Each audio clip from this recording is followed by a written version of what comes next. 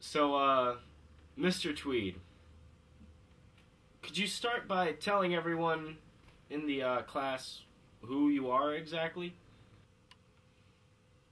Well, I was a pretty big deal. I mean, I kind of ran Tammany Hall. Tammany what? Tammany Hall? It was the Democratic political machine in New York that was responsible for getting most of the politicians of that time into office during the Gilded Age, that is.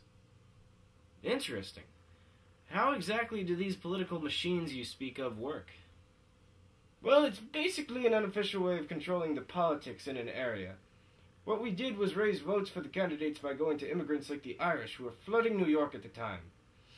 We would offer them food, shelter, and pretty much give them a fresh start in America, all in exchange for the promise that they would vote for the candidate that we were representing when the time came.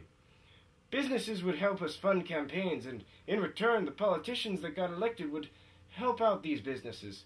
It was kind of like, you scratch my back, I'll scratch yours. Only, my back is a politician, and your back is whatever it takes to get my back into office. Fascinating. Now, Mr. Tweed, please, call me boss. Isn't your real name William? I like it when they call me boss. Okay. So tell me, boss, there's a lot of talk nowadays about you possibly being a very corrupt political boss.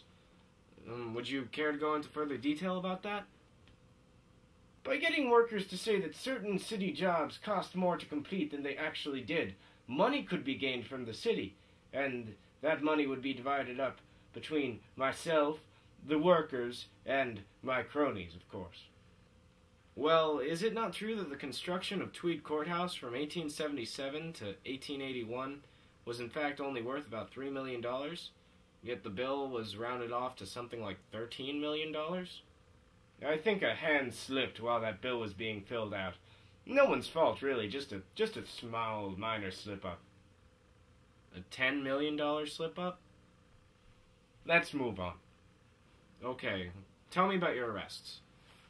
The New York Times published an expose on me, and in 1873 I was convicted and given a 12-year prison sentence.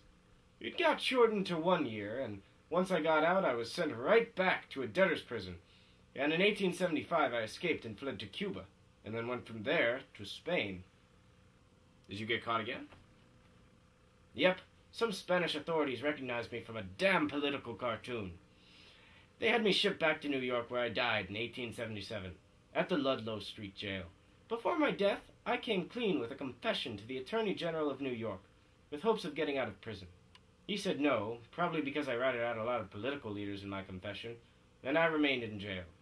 The confession eventually leaked, but no one got upset over it, because the documents I had mentioned were not around to prove that the people I was mentioning were in fact corrupt.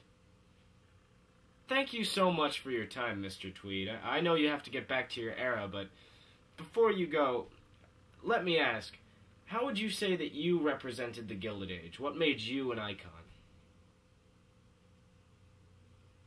I was head of a political machine that fed on corruption and focused solely on power. I got my power by putting other people into power and then gaining their allegiance. The Gilded Age was a time of where America was experiencing great wealth and power. And people like myself were able to come in and abuse this power for money and personal gain. It was an age of corruption, and no one knew corruption better than me. Boss Tweed. Thank you for your time.